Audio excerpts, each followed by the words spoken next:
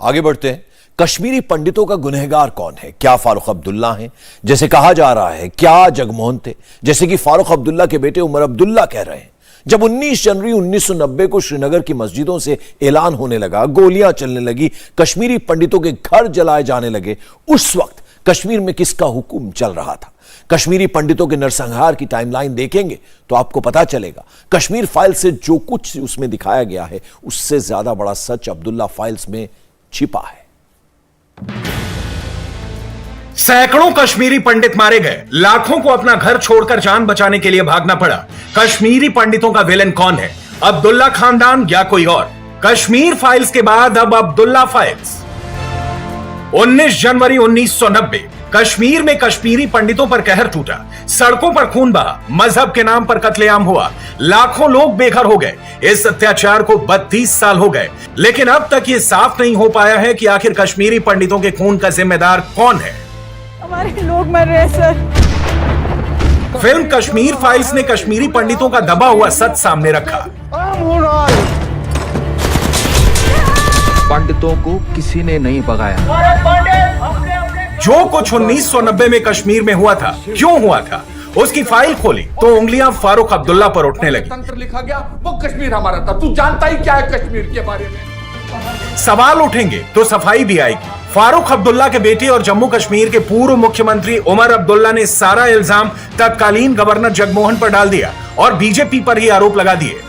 जब कश्मीरी पंडित यहां से निकल गए उस वक्त फारूक अब्दुल्ला वजीर आला नहीं था, उस वक्त गवर्नर राज था, जगमोहन साहब गवर्नर थे, वीपी सिंह साहब की हुकूमत थी।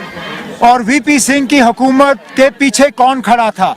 बीजेपी की हुकूमत थी मरकज में। जब कश्मीरी पंडित यहां से चले गए तो ये क्यों नहीं दिखाते हो आप पिक्चर में? फारूक अब्दुल्ला को तो आप दिखाते हो, लेकिन वीपी सिंह के पीछे बीजेपी को क्यों नहीं दिखाते हो? वीपी सिंह की हुकूमत थी उस वक्त जब निकले। तो ना ये सच्चाई के साथ इस तरह खिलवाड़ करना ये अच्छी बात नहीं है। उमर अब्दुल्ला जो नैरेटिव सेट करना चाहते हैं और जो सच्चाई है उसमें दूर दूर तक कोई इत्तेफाक नहीं है। 18 जनवरी 1990 को फारूक अब्दुल्ला ने इस्तीफा दिया। 19 जनवरी को कश्मीरी पंडितों की हत्या हुई। 20 जनवरी को जगमोहन ने जम्मू कश्मीर के गवर्नर का पद संभाला। 1990 में जैसे ही वीपी सिंह की सरकार ने जगमोहन के नए गवर्नर बनने का ऐलान किया, उसके कुछ घंटों के बाद ही फारूक अब्दुल्ला ने इस्तीफा दे दिया। ऐसा क्यों किया, ये कभी साफ साफ समझाया नहीं गया, क्योंकि उस वक्त कश्मीर में आतंकवाद बढ़ चुका था। जो कुछ 19 तारीख 1990 को हुआ वो एक दिन की प्लानिंग नहीं थी, वो 72 घंटे की खूनी साजिश नहीं थी, बल्कि खूनी खेल 1990 के पहले ही शुरू हो चुका था।